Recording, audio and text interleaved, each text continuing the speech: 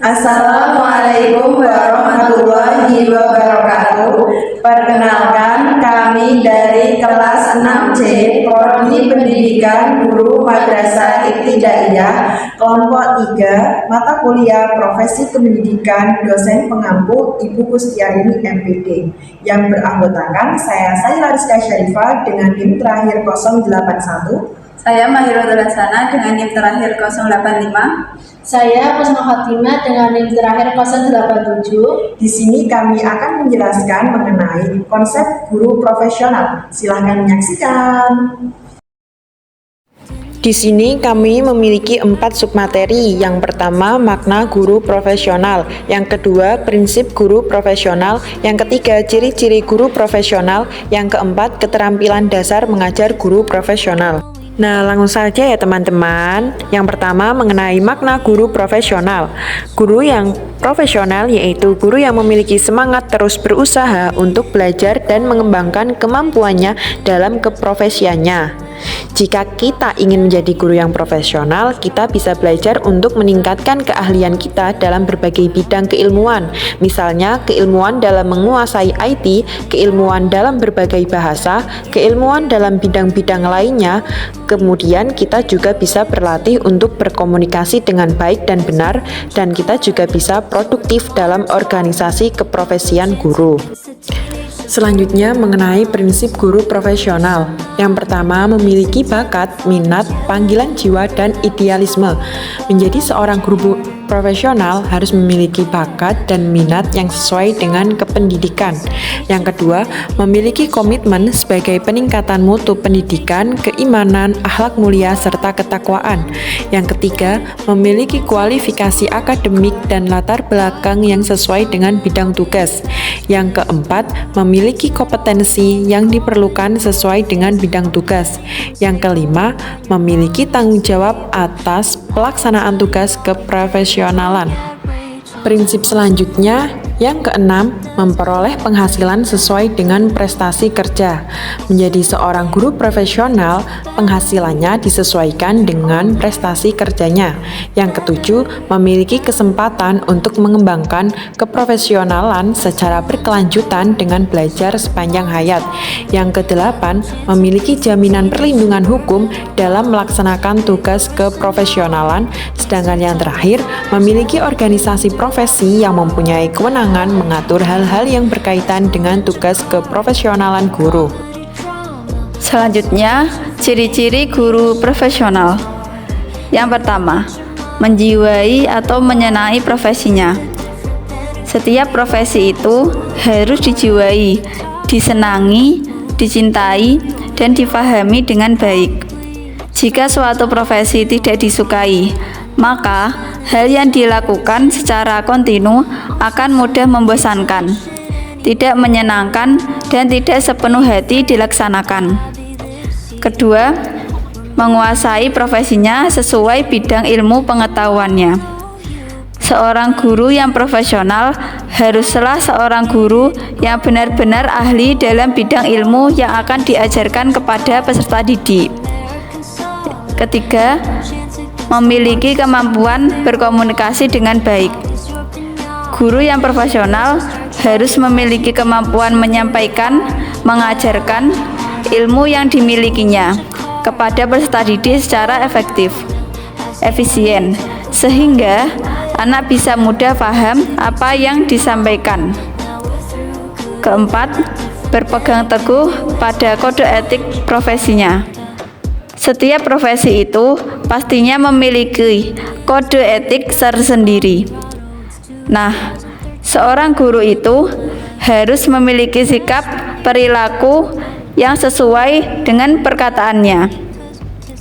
Guru tidak hanya dinilai dari apa yang disampaikannya kepada peserta didik, akan tetapi guru dinilai dari akhlaknya, kesabarannya, kejujurannya, keikhlasannya, cara berpikirnya, ketakwaannya, jiwa sosialnya, bahkan dinilai sampai pada cara guru mengontrol emosinya.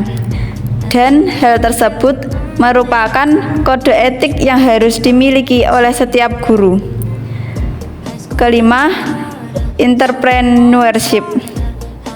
Yang dimaksud dari entrepreneurship itu adalah seorang guru harus mempunyai sikap kemandirian dan tidak bergantung pada orang lain.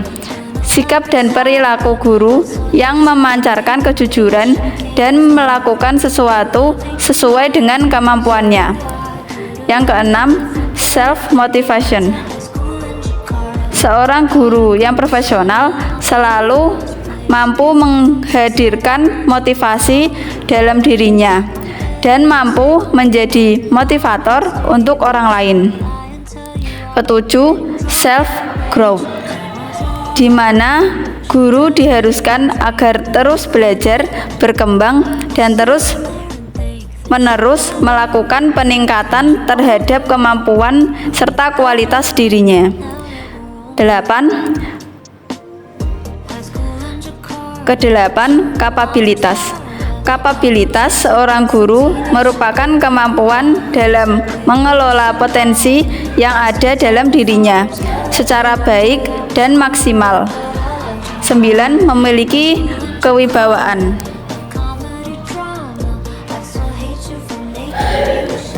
Kemampuan guru untuk menarik dan mempengaruhi peserta didiknya sehingga mereka tertarik dan tekun belajar. 10. Inovasi.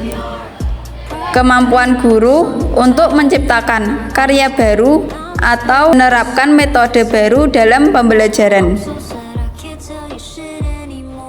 Melihat perkembangan kurikulum, guru seharusnya juga harus terus melangkah maju sesuai dengan perubahan-perubahan yang terjadi. Selanjutnya, kita masuk pada submateri yang terakhir, yaitu keterampilan dasar mengajar guru profesional.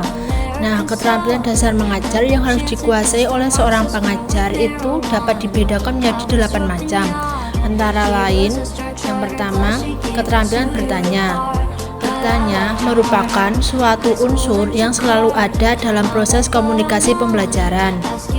Keterampilan bertanya merupakan ucapan atau pertanyaan yang dilontarkan guru sebagai stimulus untuk memunculkan atau menumbuhkan jawaban atau respon dari peserta didik. Nah, tujuan dari keterampilan bertanya itu ada memotivasi peserta didik agar terlibat aktif dalam proses pembelajaran, melatih kemampuan mengutarakan pendapat, merangsang dan meningkatkan kemampuan berpikir peserta didik, melatih peserta didik berpikir divergen, menumbuhkan kebiasaan menghargai pendapat orang lain, menumbuhkan sikap kreatif pada peserta didik, dan mencapai tujuan pembelajaran. Sedangkan untuk jenis-jenis pertanyaan itu ada pertanyaan langsung, yaitu pertanyaan yang ditujukan kepada salah satu peserta didik. Peserta umum dan terbuka, yaitu pertanyaan yang ditujukan kepada seluruh kelas. Pertanyaan retorik, yaitu pertanyaan yang tidak menghendaki jawaban. Pertanyaan faktual, yaitu pertanyaan untuk menggali fakta dan informasi. Pertanyaan yang diarahkan kembali, yaitu pertanyaan yang dikembalikan kepada peserta didik atas pertanyaan peserta didik lain. Dan terakhir, pertanyaan memimpin, yaitu pertanyaan yang jawabannya tersimpul dalam pertanyaan itu sendiri. Yang kedua, keterampilan menjelaskan. Keterampilan dasar mengajar menjelaskan dalam pembelajaran ialah keterampilan menyajikan informasi secara lisan yang diorganisasi secara sistematis untuk menunjukkan adanya hubungan antara satu bagian dengan lainnya, misalnya antara sebab dan akibat, definisi dengan contoh atau dengan sesuatu yang belum diketahui. Keterampilan menjelaskan adalah suatu keterampilan menyajikan bahan belajar yang diorganisasikan secara sistematis sebagai suatu kesatuan yang berarti, sehingga mudah dipahami para peserta didik. Tujuan keterampilan menjelaskan itu ada 5. Yang pertama, membimbing peserta didik memahami materi yang dipelajari. Yang kedua, melibatkan peserta didik untuk berpikir dengan memecahkan masalah-masalah. Yang ketiga, memberi penjelasan kepada peserta didik mengenai tingkat pemahamannya dan untuk mengatasi kesalahpahaman mereka. Yang keempat, membimbing peserta didik untuk menghayati dan mendapat proses penalaran serta menggunakan bukti-bukti dalam pemecahan masalah. Dan yang terakhir, menolong peserta didik untuk mendapatkan dan memahami hukum, dalil, dan prinsip-prinsip umum secara objektif dan bernalar. Nah, aspek-aspek yang harus diperhatikan dalam menjelaskan itu ada 4. Pertama, bahasa yang digunakan dalam menjelaskan harus sederhana, terang, dan jelas. Yang kedua, bahan yang akan diterangkan dipersiapkan dan dikuasai terlebih dahulu. Yang ketiga, pokok-pokok yang diterangkan harus disimpulkan dalam menjelaskan serta dengan contoh dan ilustrasi. Yang keempat, mengadakan pengecekan terhadap tingkat pemahaman peserta didik melalui pertanyaan-pertanyaan. Yang ketiga, keterampilan menggunakan variasi.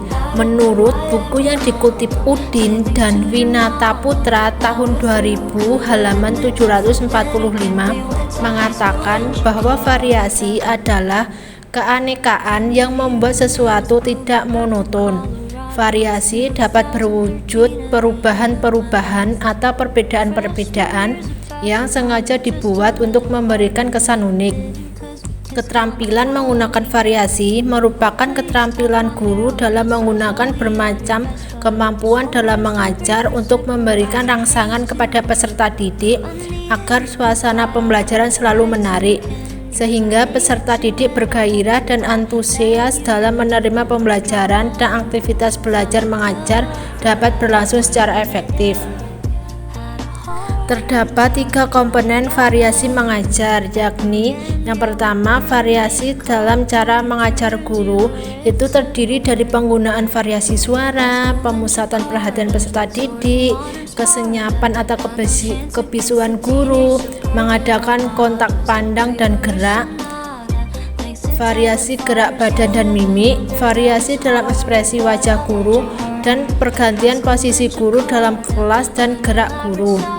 Yang kedua, variasi dalam penggunaan media dan alat pengajaran. Media dan alat pengajaran bila ditinjau dari indera yang digunakan dapat digolongkan ke dalam 3 bagian. Ini dapat didengar, dilihat, dan diraba. Variasi penggunaan alat antara lain adalah variasi alat atau bahan yang dapat dilihat, variasi alat atau bahan yang dapat didengar, variasi alat atau bahan yang dapat diraba, dan variasi alat atau bahan yang dapat didengar, dilihat, dan diraba. Yang ketiga, variasi pola interaksi dan kegiatan peserta didik. Pola interaksi guru dengan murid dalam kegiatan belajar mengajar sangat beraneka ragam coraknya. Penggunaan variasi pola interaksi dimaksudkan agar tidak menimbulkan kebosanan, kejenuhan, serta untuk menghidupkan suasana kelas demi keberhasilan peserta didik dalam mencapai tujuan. Nah, tujuan penggunaan variasi dalam proses belajar mengajar itu ada 4. Pertama, menghilangkan kejenuhan dalam mengikuti proses belajar. Yang kedua, mempertahankan kondisi optimal belajar. Yang ketiga, meningkatkan perhatian dan motivasi peserta didik. Dan yang terakhir, memudahkan pencapaian tujuan pengajaran. Yang keempat, keterampilan memberikan penguatan. Memberi penguatan merupakan tindakan atau respon terhadap suatu bentuk perilaku yang dapat mendorong munculnya peningkatan kualitas tingkah laku tersebut di saat yang lain. Nah, tujuan penggunaan keterampilan memberi penguatan itu menimbulkan perhatian peserta didik, membangkitkan motivasi belajar peserta didik, menumbuhkan kemampuan berinisiatif peserta didik, merangsang peserta didik berpikir yang baik, dan mengembalikan dan mengubah sikap negatif peserta dalam belajar ke arah perilaku yang mendukung belajar. Yang kelima, keterampilan membuka dan menutup pelajaran. Keterampilan membuka dan menutup pelajaran merupakan keterampilan dasar mengajar yang harus dikuasai dan dilatihkan bagi calon guru agar dapat mencapai tujuan pembelajaran secara efektif, efisien, dan menarik. Nah, keterampilan membuka pelajaran merupakan upaya guru dalam memberikan pengantar atau pengarahan mengenai materi yang akan dipelajari peserta didik, sehingga peserta didik siap mental dan tertarik mengikutinya. Nah, Beberapa cara yang dapat diusahakan guru dalam membuka pelajaran yaitu dengan menarik perhatian peserta didik, memotivasi peserta didik, memberi acuan atas struktur pelajaran dengan menunjukkan tujuan atau kompetensi dasar dan indikator hasil belajar serta pokok persoalan yang akan dibahas, rencana kerja, dan pembagian waktu. Mengaitkan antara topik yang sudah dikuasai dengan topik baru atau menanggapi situasi kelas. Nah, sedangkan keterampilan bentuk pelajaran merupakan keterampilan membantu peserta didik dalam menemukan konsep, prinsip, dalil, hukum, atau prosedur inti pokok bahasan yang telah dipelajari. Nah, usaha guru mengakhiri kegiatan interaksi edukatif itu ada 5. Yang pertama, merangkum atau membuat garis-garis besar persoalan yang baru dibahas.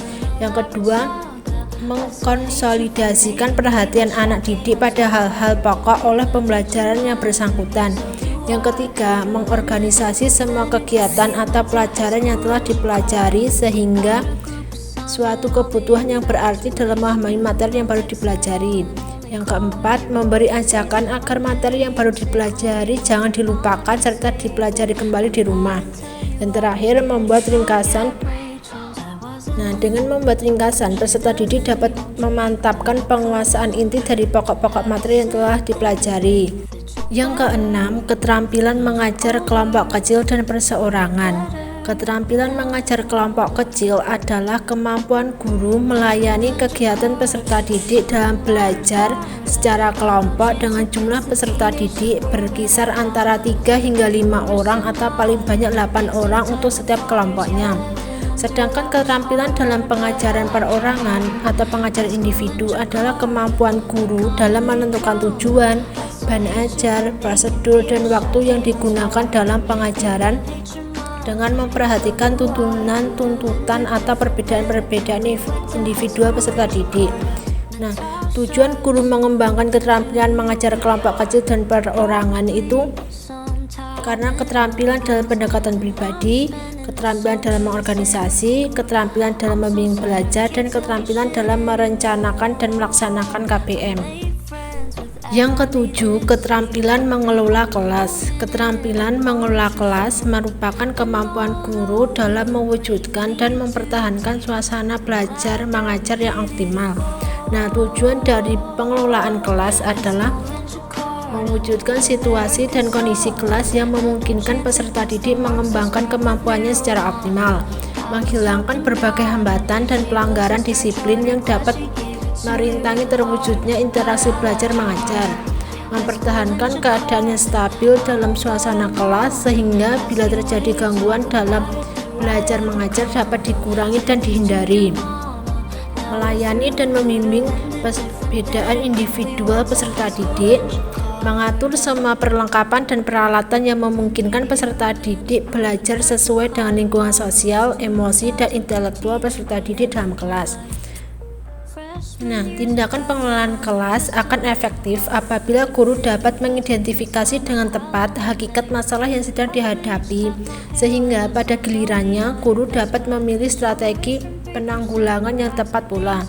Nah, tindakan yang dapat diambil oleh guru tersebut dapat berupa pencegahan, korektif atau tindakan, atau penanggulangan disesuaikan dengan masalah yang terjadi. Nah, kemampuan mengelola kelas merupakan salah satu bagian dari keterampilan dasar yang harus dimiliki oleh seorang guru.